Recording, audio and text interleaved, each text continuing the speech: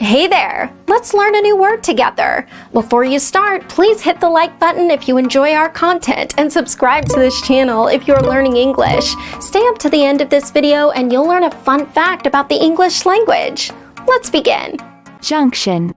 Junction means point where things are joined. For example, the junction of the two rivers. The junction of the two rivers. Synonyms: join, joint, intersection. Awesome! You learned that quickly. Let's put it in some sentences to understand how to use it. The first exempli. Molecular analysis of repair junctions indicates efficient microhomology-mediated end joining.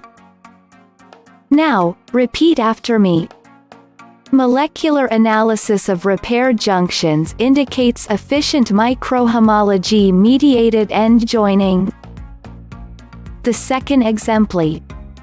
The cells were surrounded by a basal lamina and joined by primitive junctions. Now, repeat after me. The cells were surrounded by a basal lamina and joined by primitive junctions. The third exempli. I stopped at the junction that joined the studio with the main road. Now, repeat after me. I stopped at the junction that joined the studio with the main road. Now let's learn an interesting fact about the English language. The original name for butterfly was flutterbee.